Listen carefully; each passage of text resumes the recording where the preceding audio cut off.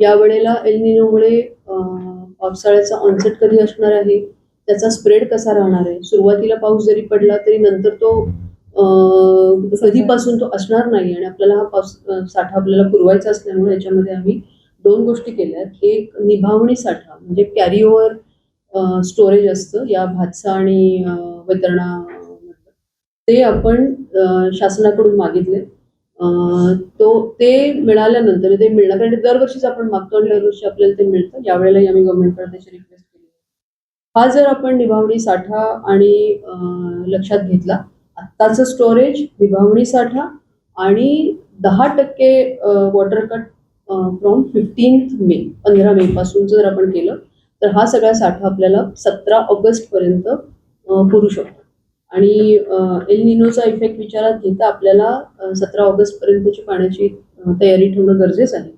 आणि या कारणासाठी आपण 15 मे पासून 10% पाणी कपात करण्याचा विचार महानगरपालिका करत आहे.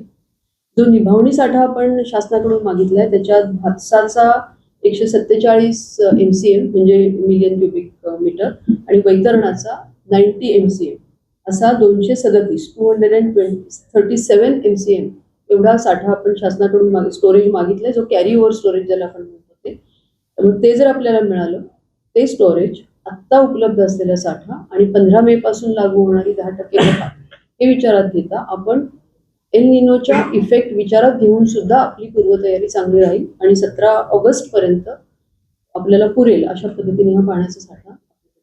Ma'am, small question. We face extreme rainfall days in Bombay very often. A lot of times the IMD warning doesn't come on time because of its schools in the morning, students are sent and then we see students getting stranded. So how are we looking at tackling this situation this time? याच्यामध्ये IMD will keep giving information, but in addition to that, we have worked with IIT.